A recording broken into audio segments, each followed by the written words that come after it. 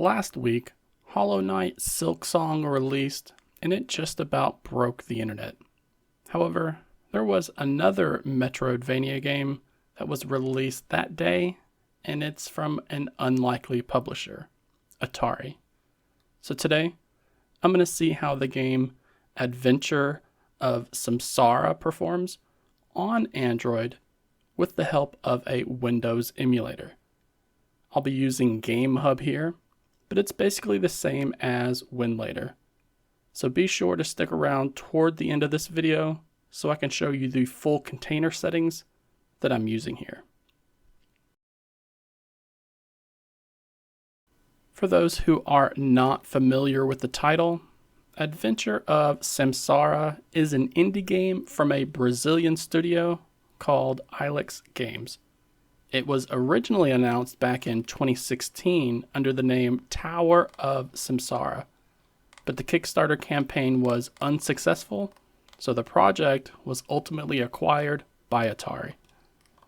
It's been referred to as the spiritual successor to the 1979 Atari 2600 game called Adventure, although this is not a remake, nor is it a sequel.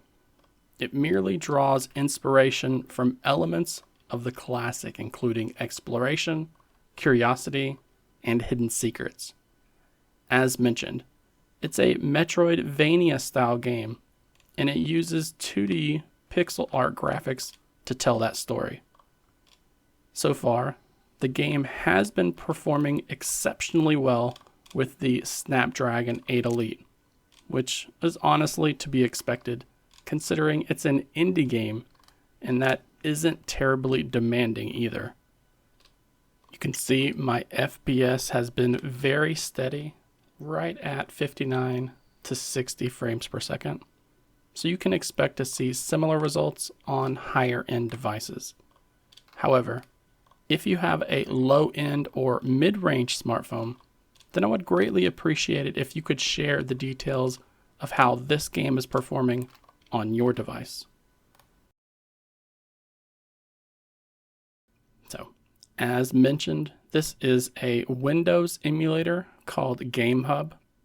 If you're not familiar with it or need help on finding it, I'll be sure to have a link down in the video description below. It's basically a front end for Winlator, which in and of itself is basically a front end for a bunch of emulation systems. But it tends to perform better on my device with this setup. So that's why I stick with it. You can see we have the compatibility layer set to Proton 10 using the game presets. I have set this to the latest version of the 8 Elite driver, but if you have a turnip driver that works really well on your device, then you'll likely want to use that instead. I didn't have any issues with audio, so I kept this on pulse. I changed the VKD 3D version to none, since it's not a DirectX 12 game. And then I have the DXVK version set to 2.6.2-1 async. Last up, I have the CPU translator set to the latest version of FX.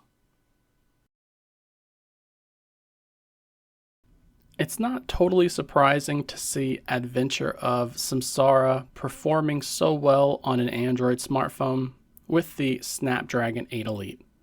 This is a beast of a chip, and the game is not very demanding at all. It is very sad that we're still seeing indie games like this not launching on Android alongside PC, but you can see even when emulated, we can get some really solid full games on our mobile device. When testing this, I was happy with how the temperatures stayed steady throughout the test, and I didn't notice any crashes or game-breaking bugs that would prevent me from enjoying it either. So again, if you have an Android device to test this on, I would love to see what type of results you are getting. So please share those in the comment section down below. And don't forget to give this video a like, click on that new hype button that YouTube has been advertising, and subscribe to the channel for more Android emulation tests like this.